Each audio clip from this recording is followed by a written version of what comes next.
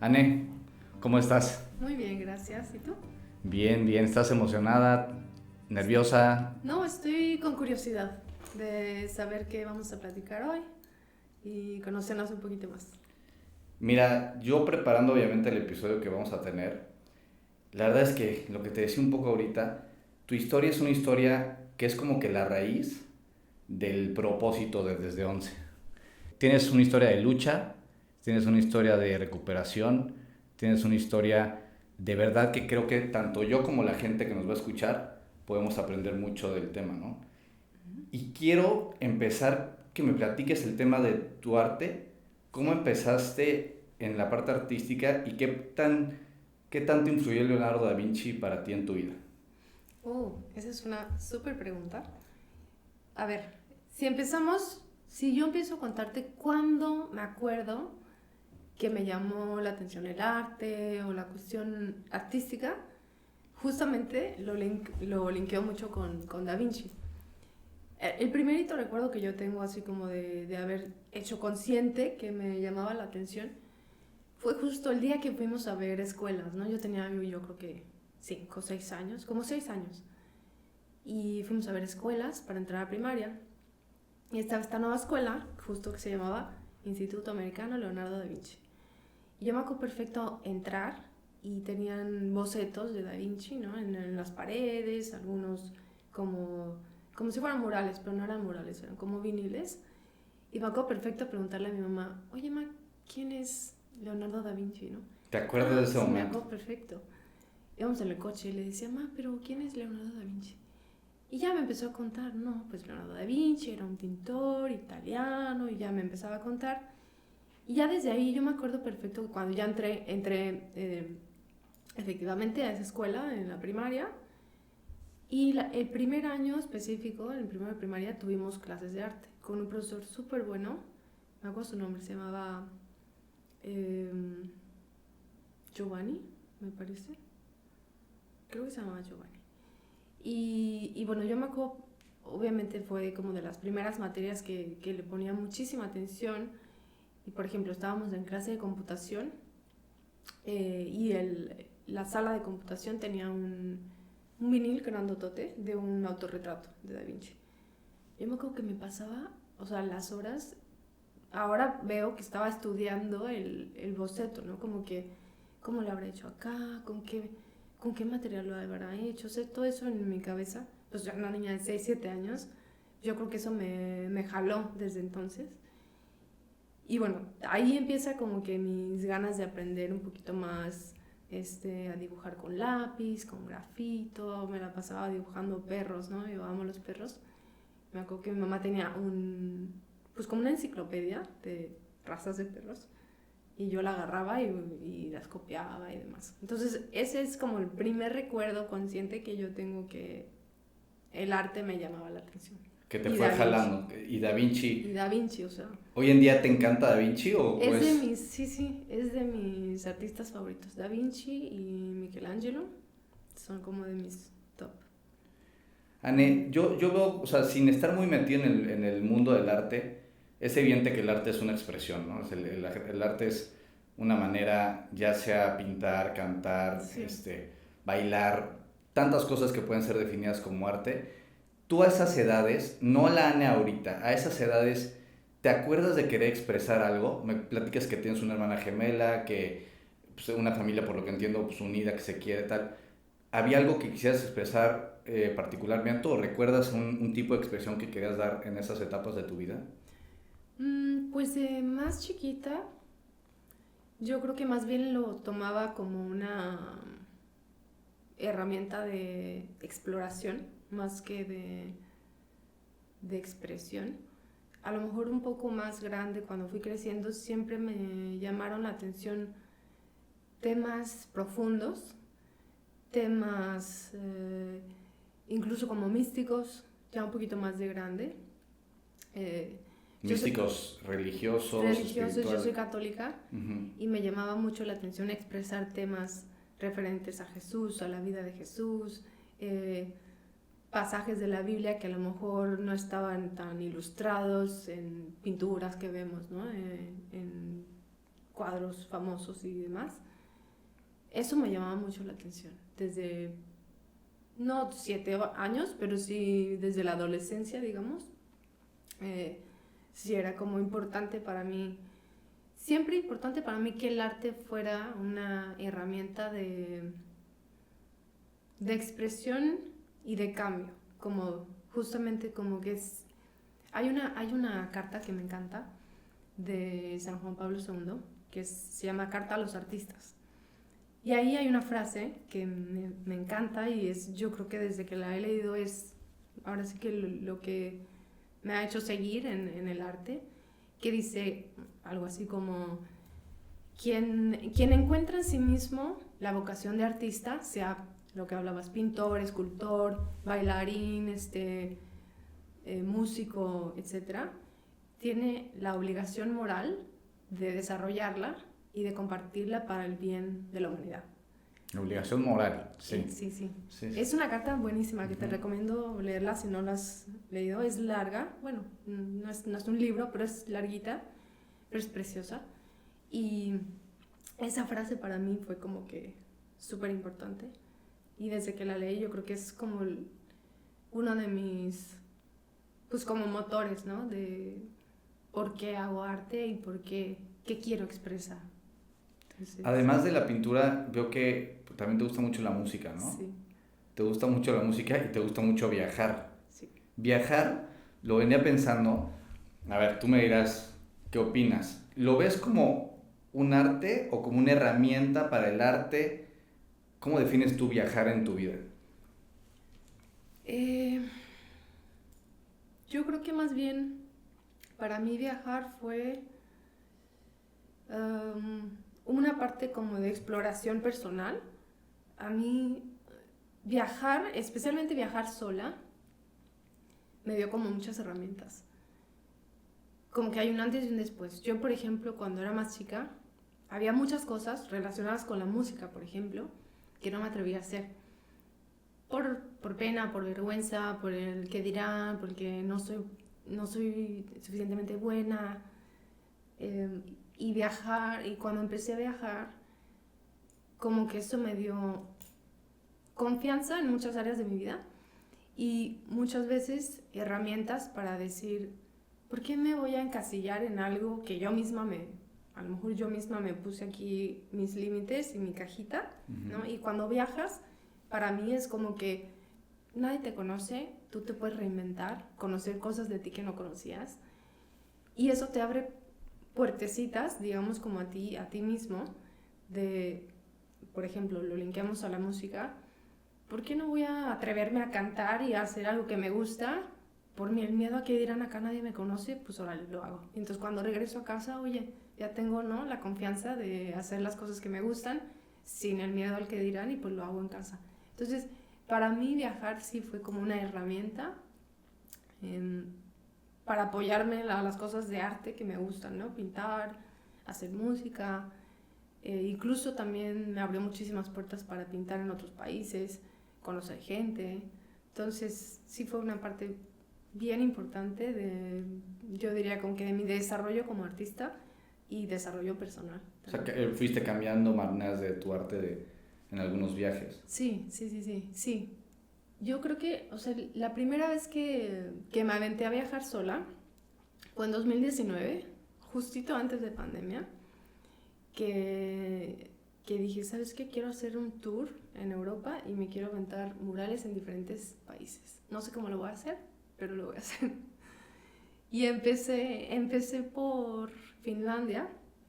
Eso fue interesante porque yo siento que cuando metes ganas a algo, cuando realmente está en un proyecto, la fe, las ganas, la motivación y el trabajo, obviamente, se te van abriendo puertas, ¿no? En esa ocasión, yo empecé con un proyecto en Finlandia, viajé para allá, trabajé para un festival de arte, y de ahí me fueron saliendo proyectos de Finlandia, brinqué a Alemania, para un proyecto, una tortillería mexicana que tenía un amigo allá. De ahí me salió un proyecto en Austria y así. Fueron como 3 meses que fui saltando de país en país con proyectos de arte. Entonces, para mí la primera vez que viajé sola me abrió un montón de puertas para proyectos de arte. Y cuando yo viajo, lo que más me gusta es plasmar cosas de la gente, de la cultura de ese país. O ya sea como que llevar pedacitos de México a diferentes partes del mundo o hacer como homenaje a diferentes culturas y homenajear a las personas o la ideología o alguna cosa del lugar en donde estoy. Sí, veo que tu arte es muy enfocada en eso, personas, momentos, como que me dio esa percepción de estar viendo que te gusta mucho captar como imágenes específicas vi la que tienes de dos viejitas, que me encantó, por cierto, está padrísima, como que te proyecta mucho y creo que tienes un ojo o sea, vas viendo qué momentos y qué cosas pasan enfrente de ti que quieres como capturar, más o menos como lo que haría un fotógrafo. Dime si estoy en lo correcto o no, esa es la percepción que me dio. Ese mural del que hablas justo está inspirado en una foto que tomé en un viaje. Entonces, esta específica fue, muchas veces me llama la atención rostros, a mí me encantan los rostros. Soy muy observadora, para bien o para mal. Pero esa idea surgió porque estaba yo en Italia y estaba de vuelta el Coliseo atrás y habían dos viejitas que me llamaron mucho la atención, que estaban platicando, como medio peleando, platicando. Y yo pues estaba con mi cámara y tomé un momento en el que estaban, me parece que tenían un papel de baño, o no me acuerdo qué tenían en las manos, pero me pareció como un momento muy, como algo que normalmente tú pasarías y lo verías y dijeras, ni lo pelé, ni le hice caso, pero algo me llamó la atención. Entonces tomé esa foto y 2 años después pasa pandemia y tal, y 2 años después entré a una convocatoria para un concurso internacional de arte. Justamente el tema era comunicación durante el confinamiento. Creo que fue justo en 2021. Hemos tenido un año, yo creo, de estar encerrados y demás. Y entonces se me ocurrió hacer estas dos viejitas, pero que en lugar de tener el papel de baño que tenían en la foto, hacer como un teléfono de esos que cuando eras chiquito, ¿no? Ponías tu vaso con un vaso y un hilito. O sea, tú lo agregaste. Sí, yo lo agregué para darle como esa... O sea, con esa obra yo quería transmitir la importancia de la comunicación cara a cara, ¿no? Frente a frente. Y especialmente los viejitos que estuvieron como vulnerables en esa etapa de la pandemia, que no podías ir, no sé, en ciertos países fue muy estricta, esa como que no podías ir a visitarlos, ¿no? No podías darles un abrazo. Entonces, bueno, esa obra justo surge por esa foto en el viaje y esa idea de la importancia de la comunicación para ese proyecto, ¿no? Háblame un poco de tu proceso, ahorita que decías del vaso que pusiste, de la parte creativa. Cada artista, me imagino, he hablado con cantantes aquí en el podcast y bueno, con las personas que he hablado, entiendo que cada uno tiene un proceso diferente. Tú lo tienes, ¿cómo lo haces? ¿Tienes pasos?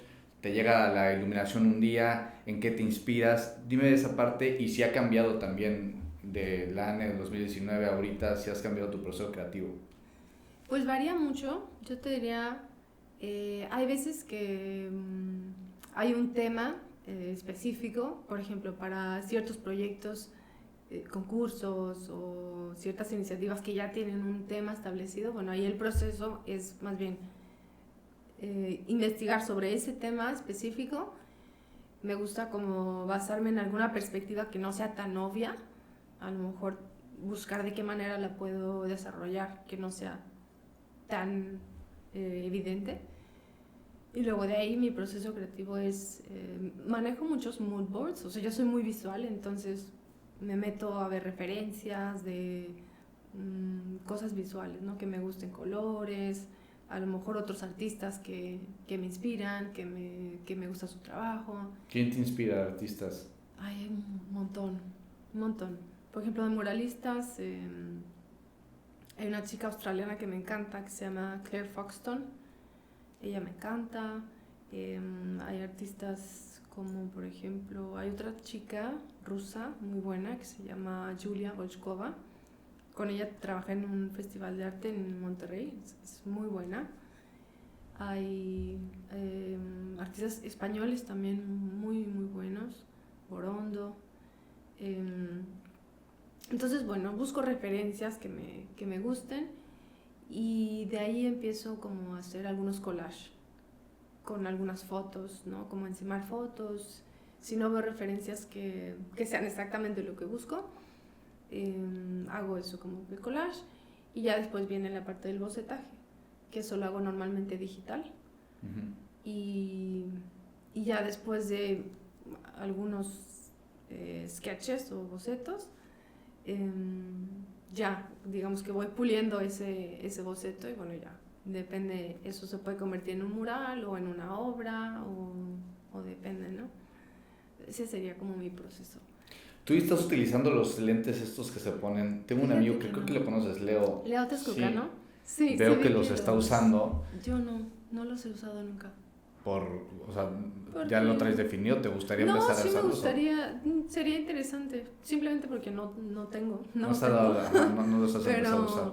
Sería interesante. Más que nada para la parte complicada, que es meter a escala, ¿no? Tu boceto a un espacio grande, que normalmente yo uso una técnica que se llama, bueno, le dicen doodle technique, que es como marcar, no sé si has visto, la pared luego está marcada con puros X o Y o puros garabatos. Uh-huh. Y eso es una técnica que te ayuda a pasar de boceto pequeñito a una parte grande. Y ya de ahí es como un rompecabezas, como que ir armando, tú acá tienes tu referencia e ir trazando dónde va el ojo, dónde va la nariz. Sí, que al final ya, o sea, es otra escala, y ¿no? Si te equivocas, ya después de lo grande es borrar, me imagino que hacer Entonces justo con esos, pues es la parte que te ayuda más, ¿no? A trazar mucho más sencillo, mucho más fácil y rápido, me imagino yo. Ya. Sí. Anne, ahorita estamos platicando de tu etapa, digamos, la parte donde tu vida era todo color de rosa, ibas viento en popa, uh-huh. Viajando, toda esa parte de creciendo en tu arte y me imagino que como persona también. Sí. 2022, llegas y te topas, ahorita empezando el podcast les comentaba para la gente que no sabe, que tuviste que luchar mucho, te enfrentaste ahora sí que cara a cara con 2 enfermedades fuertísimas, 2 cánceres diferentes. Uh-huh. Quiero empezar con con tu primera etapa. Si me permites preguntarte, ¿en qué momento de tu vida y en qué te acuerdas de ese año, en ese 2022? ¿En qué estabas? ¿Cómo te cae la noticia? ¿Te empiezas a sentir mal o no? Llévame a ese momento en que te enteras. Esta es la parte interesante, ¿eh? Pues mira, justo te hablé de pandemia. Uh-huh. Me voy un poquito más atrás porque eso también es como relevante para entender el contexto justo de dónde venía. Te digo que yo en 2019 me voy a esta gira, que me fue increíble, los proyectos parecía que yo sacaba uno, destapaba otro, luego otro, yo dije, wow. Regreso a Cancún y ya con idea de irme ahora a Australia. Yo regreso a finales de 2019 y digamos que en diciembre, y el proyecto de Australia era para irme por ahí de marzo, febrero. Pero bueno, llega pandemia, yo en ese momento estaba en medio de una relación importante y estaba en una relación a distancia. Eso es importante para la historia. Entonces, bueno, llega pandemia, por ahí de marzo, me parece. ¿La distancia de dónde a dónde? Nada más para saber. Italia, Cancún. Ajá. Pero en ese mes, que el proyecto era ir a Australia, pues ahora sí que él llegó a Australia y yo faltaban unas 10 horas para mi vuelo. O sea, yo con maleta ya, todo listo, visa, ya. ¿Tú estás yendo a Australia? Yo estaba yendo a Australia. Total que justo antes de mi vuelo cierran, Australia fue de los pocos países que cerró completamente sus, ¿cómo se llaman? Las fronteras. Las fronteras, uh-huh. Y no se podía ni entrar ni salir. Entonces, bueno, me quedé fuera. Cae pandemia, todo lo que ya conocemos todos, y bueno, fue súper difícil porque para empezar personalmente esa relación pues se vio ahora sí que como que en pausa porque Australia, Cancún, no se podía entrar ni salir. Obviamente, pues los proyectos que tenía de arte y de las cuestiones que yo iba a hacer a Australia y demás, obviamente se caen. Entonces, bueno, nos adelantamos un poquito a 2022. Pero, o sea, también, esa parte no la tenía contemplada. Se te paran los proyectos también. Se me para todo. O sea, tu vida artística de repente fue como que no había nada, no había chamba, no había proyectos, Sí. como todas las industrias, bueno, la mayoría Muchas. fueron afectadas, pero Sí. tú venías con ese antecedente de que pues, te dieron una sacudida, la pandemia te sacudió también importante, gente que hasta te sirvió. A mí en lo personal me gustó la diferencia en mi vida antes y después, pero me imagino que contigo fue también difícil esa parte. Fue complicado, sí. Yo tuve que cambiar de trabajo completamente, o sea, los proyectos de arte se separaron, digamos, no eran prioritarios, ¿no? Te comenté que mi papá es médico, entonces en ese momento fue complicado porque el personal médico estaba viviendo también un caos importante y mucha gente, muchos pacientes pues comenzaron con complicaciones. Yo ahí estuve ayudando a mi papá en una iniciativa que tuvimos como familia, que al final mi papá es un súper médico, una súper persona, y se dio cuenta que estaban ciertas cosas ayudando en ese momento en la pandemia a pacientes. Mi papá es de terapia intensiva, entonces estaba recibiendo pacientes graves. Y entonces se le ocurrió, no se le ocurrió, entendió que habían médicos haciendo algunas pruebas con unas máscaras de snorkel para usarlas como respiradores en pacientes que estaban muy, muy graves, en lugar de intubarlos. Sí. Entonces comenzamos en familia ese año, 2020, una iniciativa grande para pedir muchas donaciones de máscaras de snorkel a empresas grandes que hacían esta fabricación, y ideamos un pequeño filtro con un material de ortodoncia.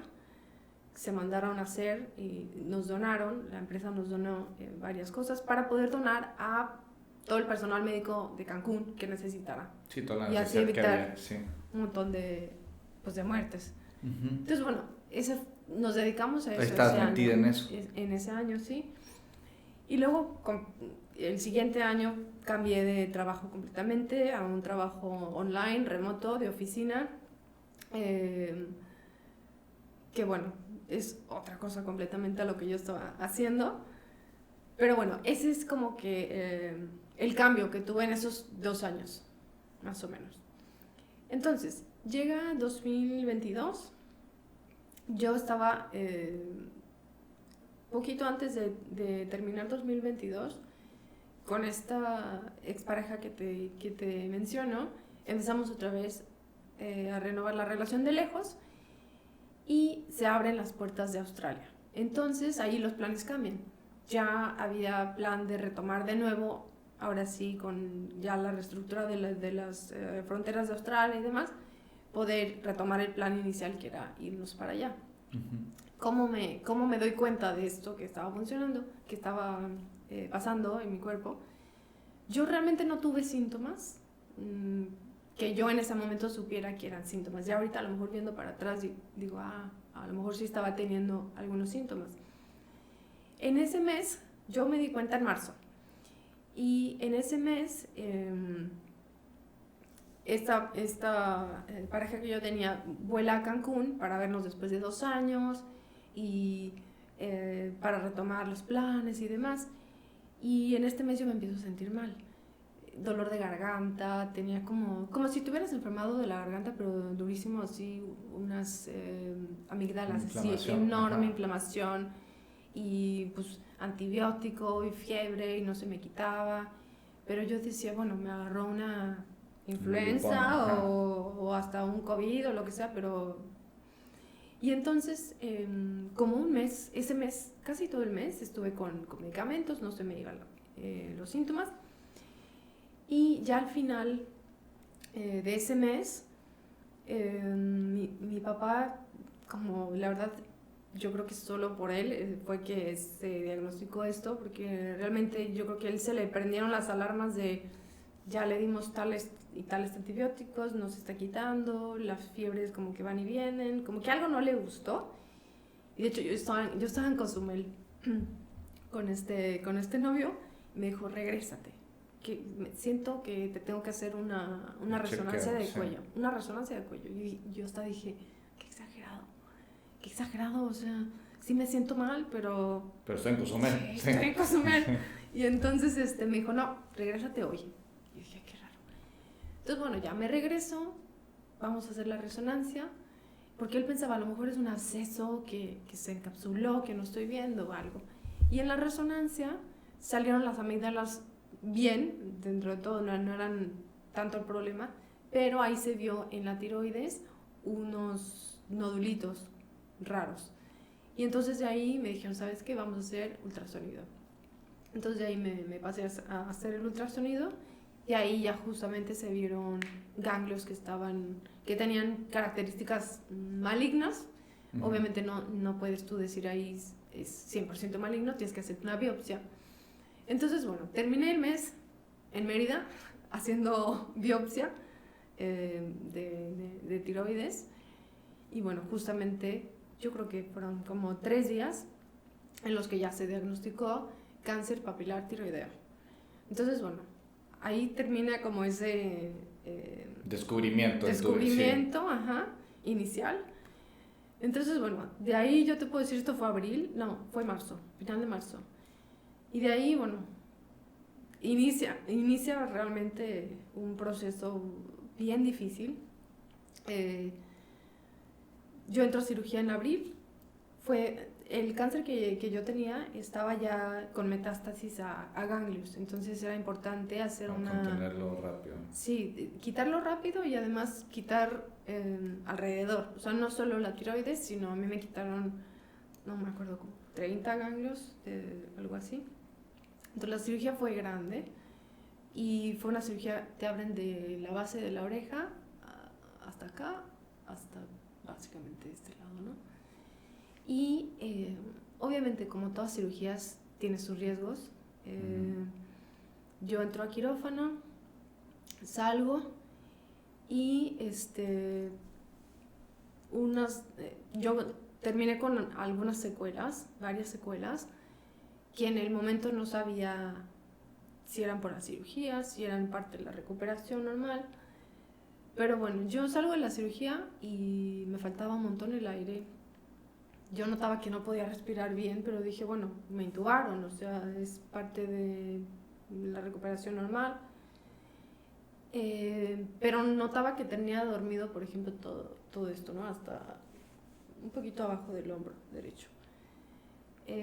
Pasa ese mes de recuperación. También pasé por un tratamiento, se llama yodo radioactivo, que en pacientes con cáncer de tiroides no te dan quimioterapia, te dan esta cosa que se llama yodo radioactivo, que es como una pastillita, bueno, puede ser líquido también, uh-huh, que te tomas y estás en el hospital como 1 o 2 noches, que es completamente radioactivo, te estás aislado en un cuarto me parece que es de plomo, no sé.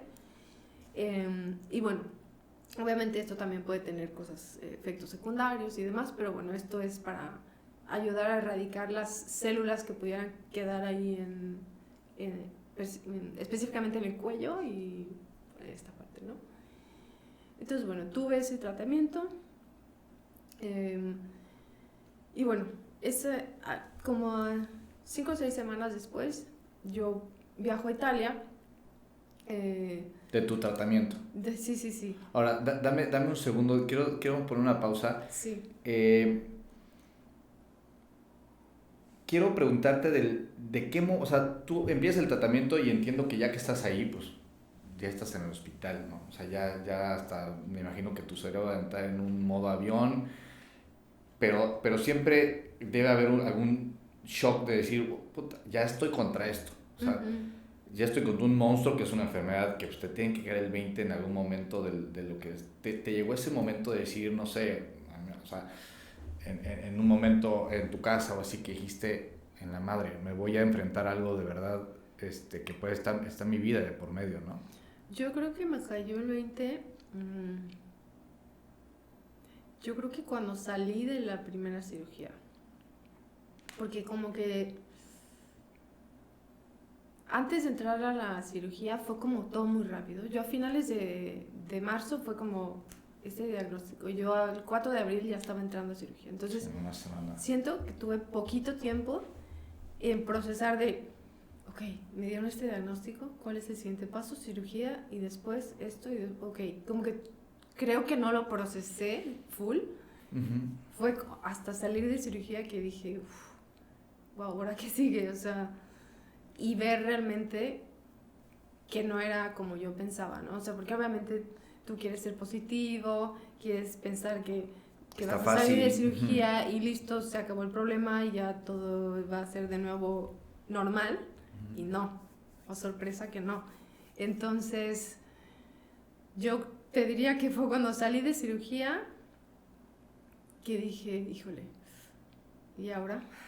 ¿Y ahora qué tanto sigue? También porque yo iba en mi mente, o sea, imagínate que yo llevaba ya 2 años de mis planes parados, tanto personales como profesionales, y en ese mes que yo dije, ya, vamos a arrancar con todo, otra vez, o sea, me dan este diagnóstico. Entonces fue como que, híjole, yo tenía una prisa por retomar mis planes y volver a hacer o a sentirme como en 2019, que todo estaba funcionando, que estaba padrísimo, y pues no.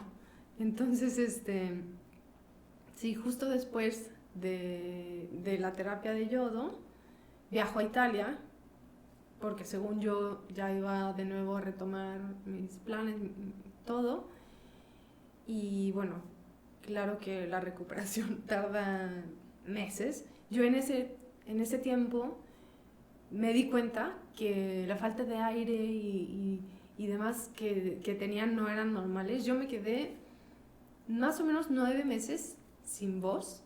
No estaba muda completamente, pero mi voz no me salía. O sea, era...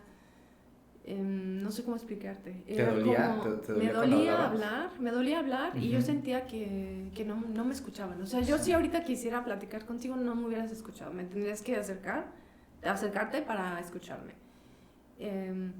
Y era un... que yo decía, esto no es normal, pues no. Y al final lo que nos dimos cuenta fue que durante la cirugía se tocó o se lastimó un nervio, que es el nervio espinal, y este nervio es muy importante en tu cuerpo, controla muchos músculos, entre ellos tus cuerdas vocales y en este caso por ser del lado derecho, tus músculos, por ejemplo el trapecio. Entonces yo además de no poder hablar, tampoco podía mover bien el brazo derecho, yo soy diestra. Sí. Pinto con la derecha y O demás. sea, tenías movilidad, pero no al 100, ¿no? Como, ¿qué tanto lo En podías ese mover? momento no podía, por ejemplo, movimientos así, no podía. De hecho, todavía no puedo hacerlos bien, pero lo más importante es que tenía un montón de dolor, o sea, yo vivía con dolor constante y no podía, por ejemplo, hacer ciertos movimientos, ¿no? Que tú dirías, no te das cuenta porque ya los tomas como normales y por sentado, pero ciertas cosas que yo decía, es que esto no es normal, no, ¿por qué no puedo mover mi brazo normal? Entonces en ese tiempo nos dimos cuenta de que estaba afectado. Estuve con terapia con fisioterapia y terapia de voz, de musicoterapia, que también ahí yo tenía un montón de miedo porque dije, ¿y si no vuelvo a cantar? Que para mí es como una parte súper importante, y poder comunicarte, ¿no? O sea, te das cuenta de todo lo que tomas por sentado normalmente cuando estás sano, y cuando no puedes hacerlo dices, híjole, lo debí de haber usado más o lo debí de haber apreciado más cuando tuve todas estas cosas, ¿no? Entonces, bueno, yo regreso de Italia y me tocaba hacerme chequeo para ver que todo pues estuviera bien. Me hago chequeo y bueno, sale sorpresa de que no se había quitado todo el cáncer, todos los ganglios y nódulos, no sé exactamente, pero había todavía. Entonces tuve que entrar en una segunda cirugía con un montón de miedo. Yo todavía no me recuperaba de la voz ni del brazo. Entonces yo tenía muchísimo miedo que otra vez tuviera consecuencias, ¿no? Y ya sabes lo que es el proceso, ya Exacto. no es como que, bueno, es algo leve, Sí, ya sí, sabes sí, que, sí. que no va tan tranquila la Sí, cosa. exacto. Entonces, bueno, ingreso de nuevo a cirugía y otra vez terapia de yodo. Siempre es cirugía, terapia de yodo radioactivo.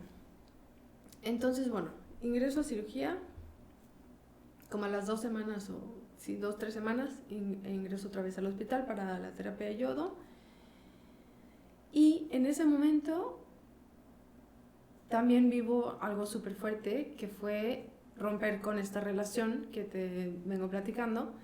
Entonces en ese momento se me juntó un duelo súper fuerte porque fue un duelo de relación, fue un duelo pues que ahora sí que tienes que volver a, no empezar de cero, pero sí empezar un poquito de más atrás porque es otra vez la recuperación, volver como a descubrir quién eres. Por ejemplo, yo en ese momento como que decía, bueno, si yo soy Anne, la artista, la que pinta, la que canta, la artística, ahora no tengo ni voz, no puedo pintar, me dolía horrible, no tengo mis planes, no tengo la Sí, relación como que que el mundo te pensaba. atacó en lo más profundo de quién eres. Sí, entonces, ¿quién soy? Entonces yo decía, ¿quién soy? ¿Mi identidad? ¿Dónde está? ¿Quién soy sin mi voz, sin mi canto, sin mi guitarra, sin mis murales, ¿quién soy, no? Entonces fue un proceso bien difícil, más a partir de ahí, porque te digo que fue como un duelo, ahora sí que global. Uh-huh. Y bueno, seguí con mis terapias, seguí con mi apoyo, que fue súper fundamental, mi familia, mis amigos, la gente que se acercó a raíz de eso y mucha gente que me apoyó, gente que yo ni conocía, porque yo también en ese momento pues necesitaba ayuda también económica. Entonces saqué una campaña de estas de Go Get Funding y demás. Sí. Y fue súper bonito ver tanta gente que me apoyó, que digo, ni me conocía. O sea, gente que a lo mejor me conocía por el arte y demás, pero no personalmente. Y recibí muchísima ayuda, no solo monetaria o de alguna aportación de lo que fuera, mensajitos, gente que me dijo, oye, a mí me pasó lo mismo, o yo voy a pasar por eso, ¿qué puedo hacer? O mensajitos, cosas súper lindas, y eso es algo que agradezco un montón, porque eso te ayuda en tu proceso, pues en tu camino.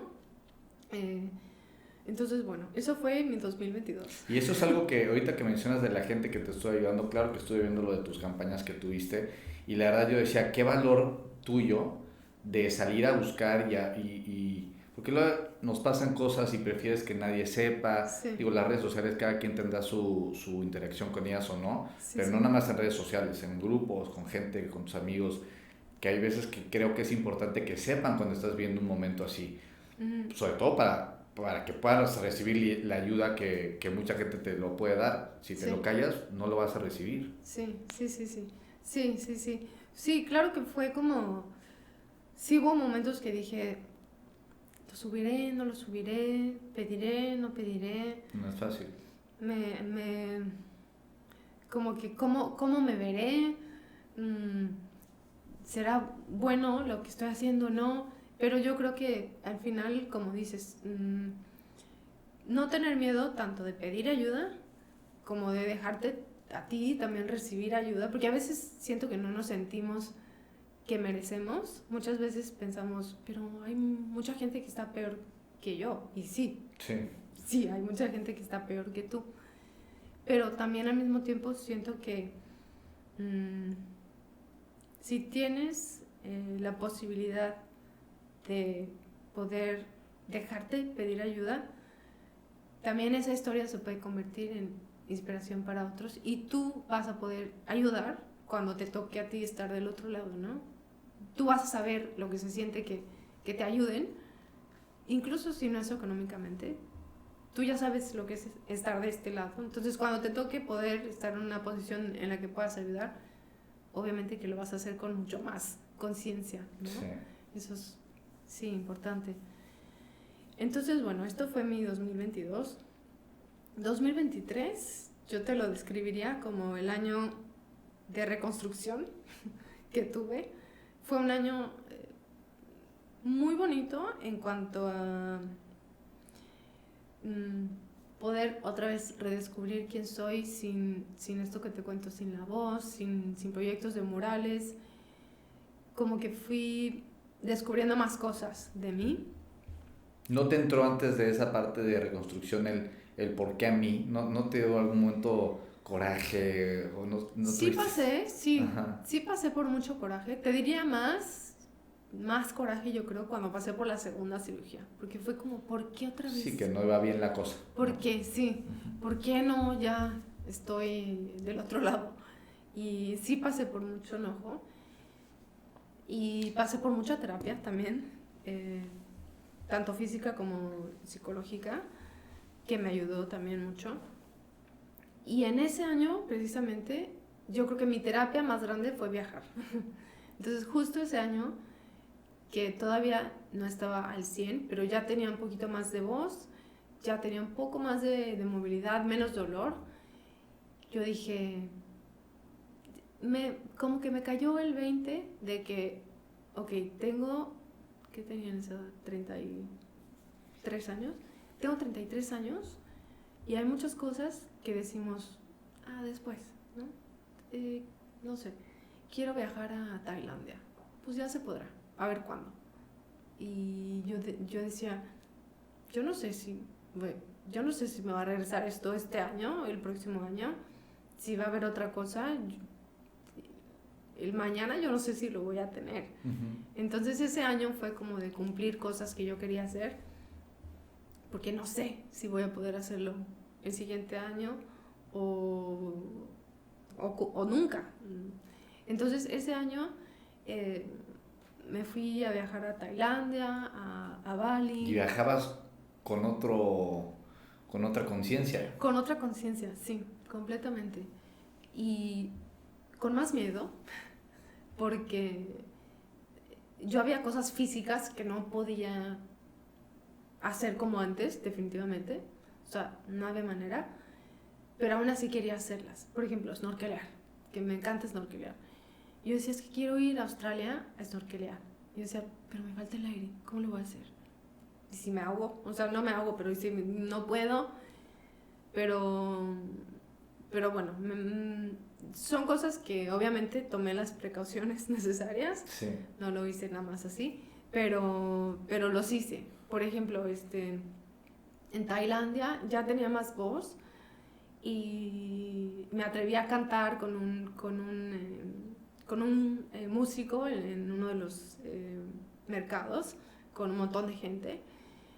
Que son cositas que a lo mejor suenan tontas, pero para mí fueron como... No, en tu historia, en tu vida, tú sabes lo que importa. Sí, para mí fueron como súper importantes, porque, por ejemplo, antes, para mí cantar en público me costaba un montón de trabajo. Por miedos que tenemos, que nosotros mismos nos pusimos. Y a raíz de que perdí la voz 9 meses, yo decía... En la vida me vuelvo a callar o ganas de cantar si tengo voz para hacerlo. Tenga poquito de voz. Poquito de voz. ¿Por qué me voy a caer?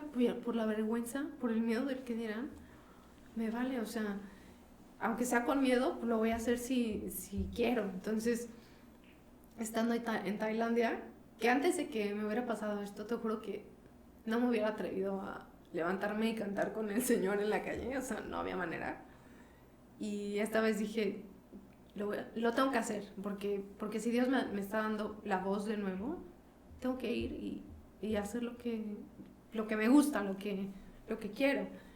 Entonces, bueno, canté con el Señor en el mercado. Para mí fue un súper logro. Y ese viaje fue súper importante, justo por eso, porque cumplí cosas que que de otro modo no habría cumplido, que antes de que me sucediera esto a lo mejor no me hubiera atrevido. Y ahorita, en ese momento, con todo y el miedo, con todo y el dolor, con todo y el que todavía me faltaba el aire y demás, pues fui como que, te digo, ese viaje fue como un viaje de sanación, como un viaje de volver a redescubrir quién era y lo que puedo hacer. Entonces, bueno, 2023 pasa con esos viajes. También hice mi primer mural después de todo este show. ¿En estos viajes? En estos viajes. ¿En dónde lo hiciste? Fui a Tailandia, Indonesia y Australia. Regresé a México y luego fui a Barcelona. Ahí fue mi primer mural después de estas cirugías. Me invitaron a una asociación que se llama Ubuntu en Barcelona. Me invitó a hacer un mural para sus instalaciones. Y estuvo increíble también porque me sentí ya un poquito más yo. Claro, no podría trabajar como las 6 horas seguidas que antes me echaba. Acá tenía que hacer 2. Pero te costó regresar al producto final que quieres entregar, hablando de tu brazo. Sí, o sea, decías, ay, no quiero, o sea, sí. ¿te estaba costando? Sí. Más por el dolor, no tanto porque haya pedido práctica, digamos, es porque físicamente me dolía un montón, entonces no podía, por ejemplo, alcanzar cosas demasiado arriba, no podía, pintar más de 2 horas seguidas, no podía, ciertos movimientos que también, es que cuando tienes esta afección del nervio, los músculos no te responden, entonces tú aunque le des la dirección al músculo de muévete, no se mueve, entonces hay ciertos movimientos que necesitan mecanismos musculares que no vas a poder hacer. Más si el dolor neural es muy fuerte y tarda un montón en regenerar. Entonces sí fue un proceso muy lento y sí había cosas que no podía hacer. Pero al final logré hacer el primer mural y eso fue súper. ¿Y qué fue? ¿Qué hiciste? Hice 2 niñitos. Es un mural que se llama Complicidad. Entonces son 2 niñitos que están como tapándose la boquita, como que riéndose. Y eso fue para una... eran unas cortinas de estas de metal, como persianas. Sí, cuando se cierra. Sí, eso. Y también viajé a Italia ese año. Viajé un montón ese año. A Italia y creo que ya. Entonces ese año fue como de reconstrucción y luego llega 2024. En 2024 recibo otra noticia. Obviamente todo esto fue con chequeos, ¿no? Yo cada 3 meses tengo que hacer chequeos, cada 6 también de ciertas otras cosas. Y yo en 2024 me siento una bolita que dije, esto está extraño. Obviamente ya la primera cosa pues voy, ¿no? a checarme y bueno, me hago una biopsia de mama. En la biopsia de mama no sale nada maligno, pero la recomendación es quitar la bolita porque puede hacerse maligno. Entonces, bueno, yo entro a cirugía más tranquila, como que es para quitar algo que podría hacerse maligno en algún tiempo. Entro a cirugía. Pero al mandar las cosas a patología y tal, resulta que sí es maligno. Y entonces mi segundo diagnóstico es cáncer de mama, grado 1, gracias a Dios. Esto fue súper a tiempo. Y bueno, ahí el proceso fue cirugía se llama de ganglio centinela. Te quitan unos ganglios de la axila para ver que no estén también, como acá, los del cuello, que sí estaban tomados los ganglios del cuello. Acá se hace como un examen, bueno, una cirugía para ver que no estén tomados los ganglios axilares, ¿no? Y bueno, se hace la cirugía para esto y gracias a Dios no estaban tomados los ganglios, era solamente ese foco. Pero sí tuve que hacer radioterapia, que también no es lo mismo que una quimioterapia. Yo agradezco muchísimo que no me tocó pasar por quimioterapia en ninguno de los 2 diagnósticos. Pero sí pasé por radioterapia, que tampoco es divertido. Y ¿Esa cómo es? la radioterapia en este caso es focal. en el momento no se siente nada. Es una máquina como si fuera como los que usan para la Los resonancias. ultrasonidos, ajá, Como una como una resonancia cápsula, ¿no? grande. Que te meten así. Esta no tiene como una plancha. Ah, ya, sí. Y haz de Estás cuenta que te acostado lo y... ponen en diferentes partes del cuerpo. Sí. En este caso en el pecho y en la zona, el médico puede decir, delimitar cierta zona en la que va a entrar Y en el momento duele, o sea, radiación. durante la En el radiación. momento no duele nada, no se siente nada. Tú podrías decir, no me están haciendo nada. Sí. Pero horas después sí se siente. Se siente cansancio general, mucho cansancio. Y la zona se quema, literal, como, sí, se quema. Entonces son varias sesiones y mientras más pasa el tiempo, más gradual, más ves que se está quemando la piel, porque actúa de adentro hacia afuera. Entonces, tú lo que ves es obviamente afuera, que pues es como una quemadura y bueno, deja igual algunas secuelas, no tan fuertes como las que ya había pasado antes, pero bueno, lo bueno de esto es que es un tratamiento relativamente rápido, en unas 3, 4 semanas yo creo que se quitan los síntomas más molestos que puedes ver. Y bueno, ya después de esto es seguimiento, obviamente tus exámenes de rutina, de imagen y tal. Pero bueno, eso fue el tratamiento para este último diagnóstico. Y una cosa, ¿para ese entonces lo de tu tiroides ya estaba controlado? Estaba controlado. Es un rollo lo de los temas hormonales, porque siempre tú cuando tienes una cuestión hormonal siempre hay que cotejar con otros resultados. Entonces no es como que salgas de un examen y te digan, listo, al 100. Tienes que esperar tiempo para cotejarlos con los de antes, con los de después. Es todo un proceso. Encontrar la dosis de tu medicamento ideal, es todo un proceso. Pero ya, gracias a Dios, para ese año, los PET que me estaban haciendo no salían con focos anormales. Y ya los últimos que me he hecho, gracias a Dios, han salido sin signos de enfermedad. Yeah. Entonces, ya puedo considerarme en remisión de ambos y espero que me quede así. Y bueno, obviamente con tus chequeos periódicos que tienes que hacer, muy puntuales. Sí, seguro que sí. Hablas ahorita de Dios y como que no sé por qué las 2, 3 veces que has mencionado que eres católica, Dios, tal, como que siento que te brillan los ojos. Háblame de tu relación con Dios, o sea, cómo fue siempre y si encontraste un ancla ahorita con todo lo que te pasó ahí, platícame de eso. Pues yo vengo de una familia católica, mis papás la verdad es que son 2 de las personas que yo admiro más. Y bueno, siempre tuvimos una formación católica en casa desde toda la vida. Y para mí ha sido muy importante. O sea, la fe para mí es, como tú dijiste, como un ancla, que en mi caso, no solo para todo lo bueno, ¿no?, que nos pasa, sino también para cuando tenemos problemas.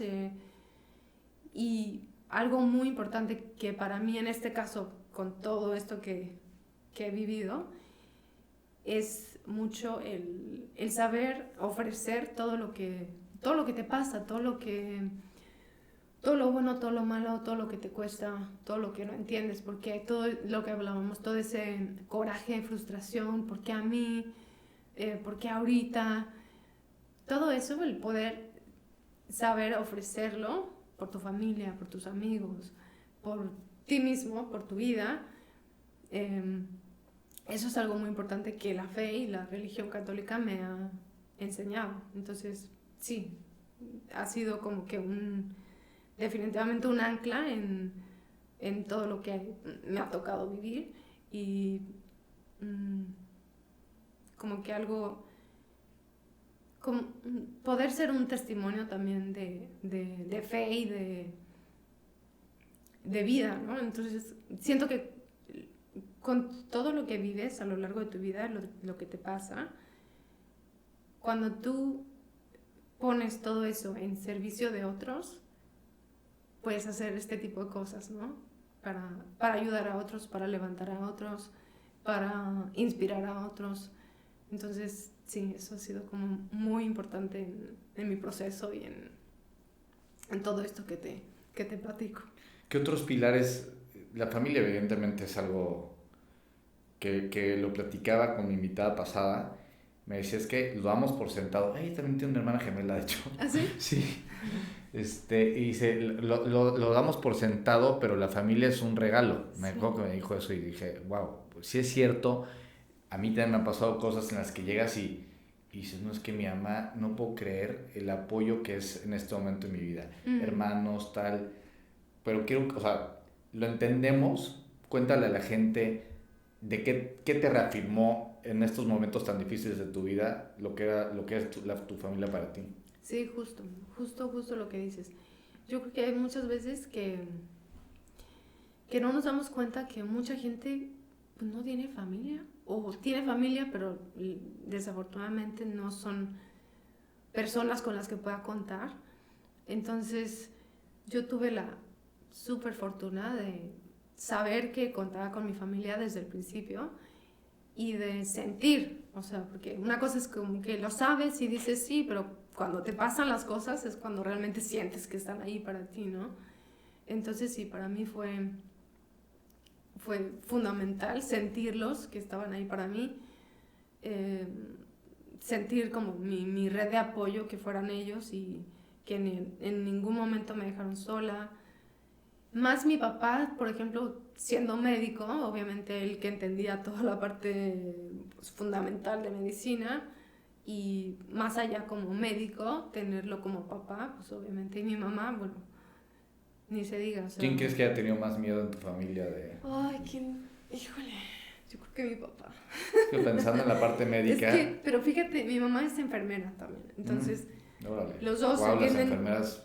entienden perfectamente la parte profunda de medicina, entonces no sé, no te sabría decir quién, pero los dos, yo creo que los dos, a lo mejor en ciertos momentos mi mamá y en ciertos momentos mi papá, ¿no? O sea, por ejemplo, mi papá pudo entrar a ciertas cirugías o ciertas partes, mi mamá estaba afuera antes con la ansiedad y si todo salió bien y si no ha estado nada y qué pasó sigue, entonces sí, yo creo que a ellos también les tocó, sería cuestión para otro podcast, sí. para que lo vieran desde la familia.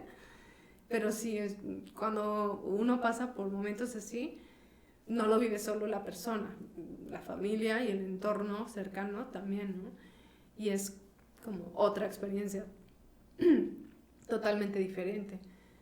Pero sí, o sea, fueron definitivamente mi pilar y son mi pilar.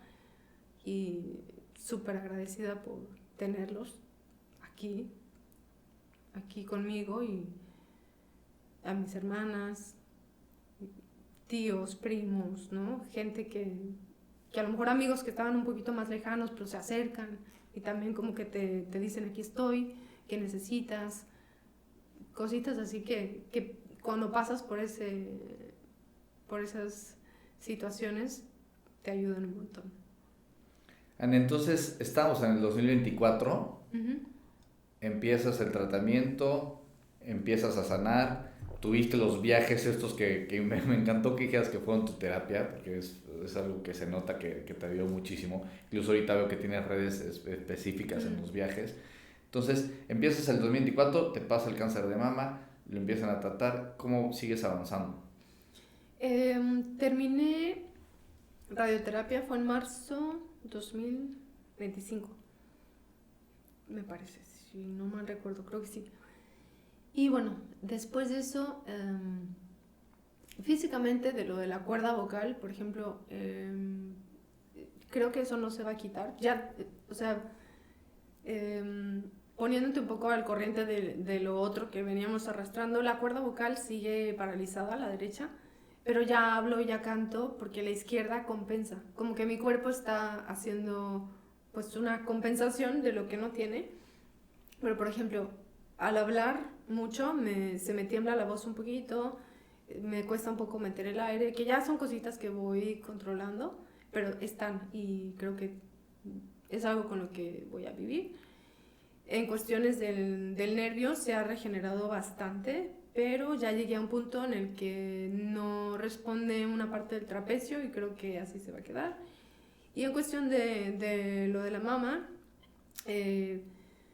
pues después del proceso de la radioterapia sigue un proceso, tú debes de seguir un proceso de fisioterapias encaminadas a, se llama, para evitar linfedema, que es otra complicación de ese tipo de cirugías, en el que tú tienes que cuidar que no se forme líquido,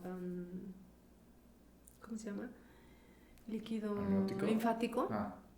Linfático, porque cuando te quitan ganglios, tú en el cuerpo tienes un montón de ganglios que te ayudan a drenar el líquido linfático que se hace cuando haces ejercicio, en diferentes circunstancias.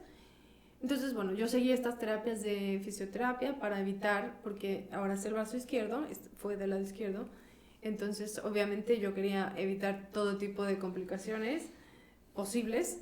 Entonces, bueno, tuve terapia para esto. Gracias a Dios me fue muy bien. Y ya 2025 como que empecé a retomar otra vez proyectos de arte.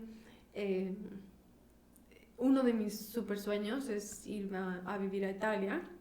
Gané una beca para estudiar italiano y cultura italiana. Eso fue ya a mediados de 2025. Me fui para allá 3 meses. Y bueno, así siguió como que ya mi vida un poquito más... un poquito mejor, un poquito más a como la estaba yo queriendo o planeando. Y bueno, gracias a Dios me salieron proyectos en Italia. Estuve pintando allá también en Génova, en Nápoles. Hace poquito volví a irme, otros 3 meses, regresé. Y bueno, ya estoy aquí en Cancún. Y bueno, ahorita estoy, gracias a Dios, sana, agradecida por todo lo que sí tengo y por todo lo que ya puedo hacer y espero realmente que pueda seguir haciendo muchos más murales, más cosas que me permitan desenvolverme y sí, poder crecer en todos los aspectos, ¿no? Como que por ahí escuché que comentaste en algún lugar que la enfermedad te pasa por algo. Uh-huh. ¿Por qué te pasó a ti? Ay, fíjate que yo me lo he preguntado. No, yo creo que las cosas que te pasan siempre tienen si no un por qué, un para qué. ¿Para qué me pasó, en este caso a mí, lo que me pasó? Para que no lo cuente y para que me lo quede y para que me ponga del lado de la víctima y para que me quede abajo, no. ¿Para qué? ¿Qué puedo hacer con esto que me pasó? Uno, tratar de reconstruirme, de saber que yo no soy mi cuerpo, que mi cuerpo es un regalo. 2, para poder usar lo que me pasó, platicarlo, poder inspirar a otros si alguien más está pasando quizá por algo similar en cuanto a enfermedad, algún cáncer similar, o a lo mejor es otra cosa completamente, alguna cuestión personal, una ruptura incluso, a lo mejor es una situación familiar difícil, cualquier cosa que tú puedas sacar de mi historia y aplicarlo a la tuya, para mí eso es un para qué grande del por qué me pasó esto. Es como el objetivo, yo creo, que siempre va a ser para poder hacer algún bien a otros. Me encanta ese enfoque, me encanta, sí. Sí, porque no es nada más el por qué te victimiza, ¿no? Entra a la parte sí, de eso, de víctima, de yo estoy sufriendo, sufrí. Uh-huh. El para qué es cómo reacciona, cómo va a rebotar esa pelota ya que pegó aquí, sí. A dónde va a llegar y cómo va a llegar, y eso ya depende de ti, que es lo importante. Sí, sí, que es lo sí. importante que tú le des justo eso que dices de inspirar a la gente. Como te decía al principio, la raíz de este podcast realmente es eso, es buscar historias como esta, como que realmente inspiran. A mí me estás inspirando y los que nos escuchan seguramente van a estar sintiendo eso que estás transmitiendo del para qué Anne vivió lo que tenía que vivir. Ya en muchos estará si está escrita las cosas, la vida o no. Ujú, Yo creo que pues, las casualidades son... A mí no me gusta creer en las casualidades. O sea, más bien siento que sí hay cosas que vienen como que de un propósito ujú. divino. Y tu historia de tener la voz, los brazos, esa lucha que tuviste como artista, pues o sea, parece hecha por un libro, la verdad. O sea, ¿quién inventó que te iba a pasar eso? Sí, ¿En sí. qué crees que hayas cambiado más? La Anne de antes, tenías otras prioridades. Yo creo que lo que más quizá sería como más conciencia en, en el vivir, o sea, en, en agradecer cosas tan chiquitas, o sea, por ejemplo, ahorita tú, tomar agua, tragar, Ujú. o sea, respirar, eh, moverte, por ejemplo, este, si me da de repente un día flojera hacer ejercicio y como que digo, no, o sea, si ahorita me puedo mover, yo no sé si después va a haber un día que no me puedo mover las piernas o X. Entonces, como que más conciencia en las cositas cotidianas que hacemos todos los días, ser agradecida. En cuanto a prioridades, yo creo que mis prioridades a lo mejor siguen siendo las mismas, pero sí pongo un poco más de esfuerzo en, en que esas prioridades me lleven a donde quiero. O sea, no tengo todo el tiempo del mundo. Entonces, Y usar el en tiempo, tu trabajo lo has hecho más así de mm, priorizar algunos proyectos en particular en base a sí, raíz de yo eso. creo que sí. Como por ejemplo, la decisión de irme a Italia en ese momento que gané la beca, la dudé y dije, ay, pero no sé si, o sea, sí era una beca, pero yo tenía que pagar ciertas cosas, que en ese momento andaba apretada de dinero y decía, no, mejor no, porque después no sé. O sea, ahorita tengo la oportunidad, mejor ahorita la aprovecho y ya veo cómo saldrán los proyectos que al final salieron y eso, ¿no? Como que no, dejo un poco menos las cosas como para después, porque entiendo que a lo mejor después no hay, ¿no? No. Que no es como que yo tenga menos posibilidades que otros, o sea, todo el mundo no sabemos si mañana sales de acá y te atropellan o te da un infarto, pero siento que la conciencia de eso, de decir, ahorita es cuando se puede y ahorita tengo las posibilidades y ahorita mi cuerpo está bien, entonces voy a hacer las cosas que puedo hacer. Entonces, también el cuidar de mi cuerpo, sí, eso también sí he cambiado mucho, que siempre he sido una persona, me considero saludable, siempre he hecho ejercicio, no tomo, no fumo, siempre me he considerado saludable, pero ahorita sí intento todo lo que como, no es como que no coma cosas chatarras y así, pero sí soy más consciente también de cuidar mi cuerpo físico, ¿no?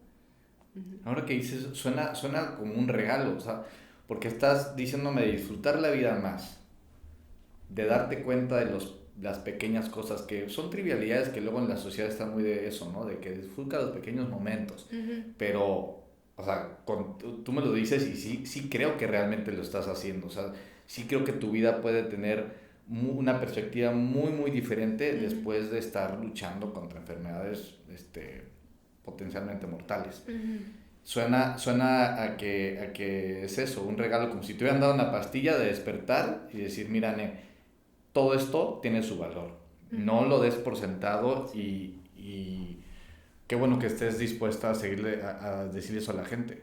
Porque a ti te digo, luego como que las frases están muy hechas y no te llega a hacer que no las llegas a adoptar tan dentro de ti, pero el hecho de que haya gente con tu historia contándolas Sí. pues puede hacer que muchos disfrutemos más de las pequeñas cositas de la vida.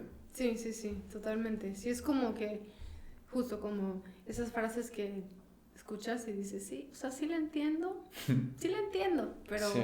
pero no realmente te la crees o no realmente la vives. Y cuando pasan ciertas cosas, tú dices, híjole, sí son reales, sí son verdad. Entonces sí, es como que una dosis de conciencia que sí, yo te diría, si tú no has pasado por algo que te cambie la vida de los pies a la cabeza, no esperes a pasar por eso para realmente agradecer lo que tienes hoy, no solo lo que no tienes, pero me falta, pero no he llegado a donde quiero, pero no puedo, no. O sea, todo lo que tienes hoy, no lo tomes por sentado. Es el regalo, es tu familia, tus amigos, y el que te puedas mover, el que puedas hablar, el que puedas respirar, el que puedas vivir en el sitio donde estás, que no estás metido en un hospital. Eso ya para mí es... Uf. O sea, no tener que ir hoy al hospital para mí es... ay, Sí. uf, no tener que ir a hacerme análisis, que los odio, cada 3 meses que me estén picando con una aguja, pero hoy no tengo que ir. Entonces, eso es, sí, más conciencia. Haz de tu vida una obra de arte. ¿Qué quieres hacer ahora de tu vida después de esto, a futuro? Ah, ¿qué quiero hacer de mi vida futuro? Pues quisiera seguir creando de diferente manera, sea con murales, sea con música, sea con proyectos que ayuden a la gente, creando. Yo creo que eso es como algo que tengo que hacer siempre. Y me gustaría poder seguir creciendo también, como en esta conciencia de la que estamos hablando, porque seguramente hay muchas cosas pues, que te caen el 20 cuando estás creciendo, cuando estás pasando por otras etapas. Me gustaría también conectar con más gente que tenga ganas de las mismas cosas, de crecer, de crear, de comunicar, de conectar. Y ahora sí que espero llegar a donde al al potencial máximo de lo que puedo hacer con mi vida, con inspirar a otros, eh, con, con lo que pueda aportar. Y bueno, no sé dónde sea, no sé haciendo qué, no sé en 5 o 10 años si siga aquí en Cancún, si esté viajando por ahí, si esté en Italia, si esté... Pero espero que sea donde realmente pueda yo sentirme feliz y poder seguir inspirando a otros para que también encuentren como más, más objetivos en su vida por cumplir sin el miedo, sin miedo a qué dirán, o sin miedo a así, ¿qué tal que no puedo? ¿Qué tal que fracaso? Que son miedos que yo también tuve y tengo, pero creo que esto me ha ayudado a hacer las cosas aún A pesar de. a pesar de, sí. Y en esto del arte como una herramienta de cambio, ¿cómo lo usas tú en tus murales, en tus obras? Pues a mí los proyectos que más me gustan son proyectos que tienen mensajes significativos, mensajes profundos. Por ejemplo, los últimos murales que he hecho, he tomado temas como la guerra, que es una cosa que estamos viviendo ahorita, que seguramente en años que vengan se va a estar estudiando esto que está pasando en el mundo ahorita. Y son, por ejemplo, he hecho murales hace poquito sobre los niños palestinos, sobre los niños en general y la guerra, porque creo que es un tema que nos compete a todos, no es de una nacionalidad, es de toda la humanidad.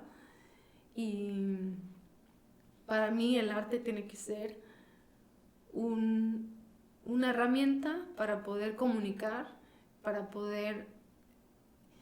Si una persona ve una obra mía que tiene un propósito de hacerlo pararse, pensar reflexionar en algo, ya sea de su vida o aplicado a sí mismo o aplicado a otros, para mí ese arte cumplió su función.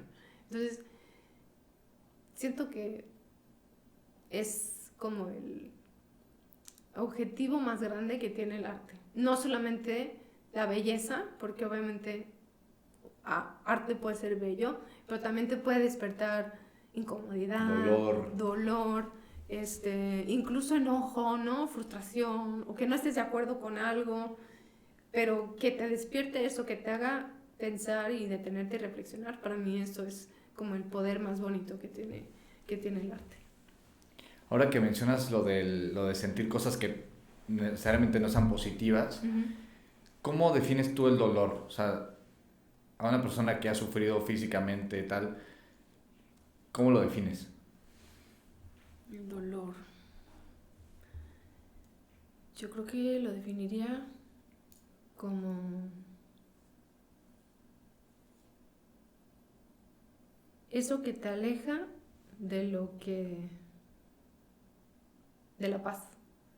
Ya sea físicamente, si tienes un dolor físico, no estás en paz para nada. Y si tienes un dolor emocional, tampoco estás en paz. Entonces es eso que te aleja de la paz. Ok. Ane, para ir cerrando, tengo aquí una como dinámica de cierre que estoy empezando a hacer. Uh-huh. A la gente que nos está escuchando, ¿qué pregunta les invitarías a hacerse a ellos mismos? Uh-huh. Yo creo que sería, que es una de las que me hice yo también, que sería que si el miedo no existe, imagínate que no existe en tu cabeza, ¿qué harías si el miedo no entrara en la ecuación? ¿Qué es lo que tú harías sin ese miedo?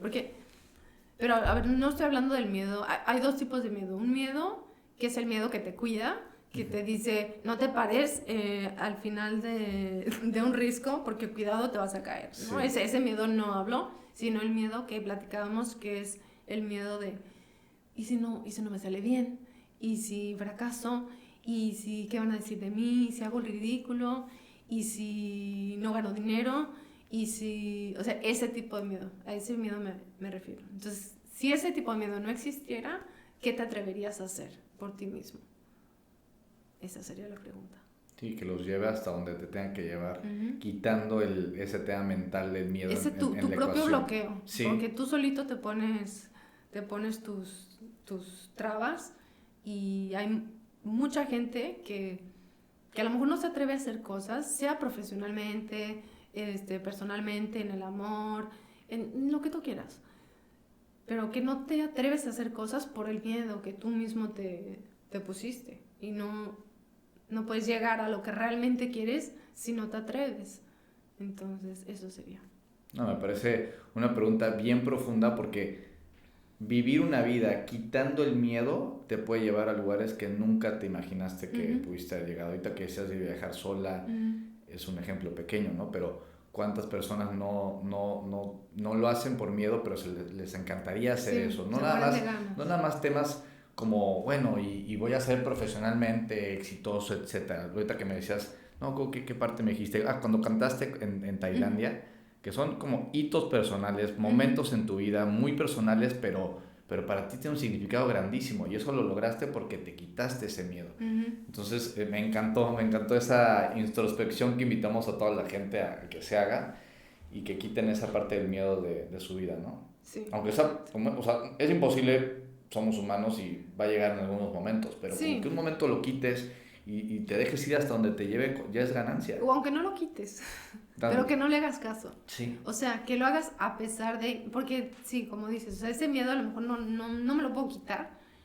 pero lo puedo hacer con el miedo. O sea, agárralo de la mano y órale, vamos a hacerlo. Nos aventamos. O sea, sí, con todo y el miedo, pero poder... Que no te pare, que no te frene. ¿Algo más que te gustaría decir, que no te haya preguntado, que no te quedes con eso de que, quise hablar de esto? Creo que no, creo que te conté todo. Sí, no creo. Pues muchas gracias, Ana. La verdad es que me encantó esta plática que tuvimos. Gracias a ti por invitarme, por coincidir conmigo y por hacer este podcast, que creo que el objetivo del podcast me encanta y me encanta poder contar mi historia y poder aportar a tu idea y pues ahora sí que a tu ideal de podcast. Entonces, gracias. Como te dije, justo es como el camino que le quiero dar. Me encantó que vinieras, ya veníamos tratando bueno, ya sabes, con tus prioridades, mis prioridades, etcétera. Entonces, se dio padrísimo. Me encanta tu tatuaje, por cierto. Gracias. ¿Dónde te hiciste ese? Yo me lo hice. Ah, ¿tú te lo hiciste? Sí. Pero con... Es henna. Ah, ya. Si no es dura como, no sé, una semana. Está súper cool. Me compré henna y pues ahí. Es que me encanta. Y me gustan los tatuajes, pero ya no me puedo tatuar. Bueno, decidí ya no tatuarme, entonces pues henna es mi opción. No, pues qué padre. Y ojalá que pues, la vida te lleve hasta donde tengas que llegar, que estés feliz. Y bueno, gracias por abrirnos la puerta de tu historia. Gracias a ti.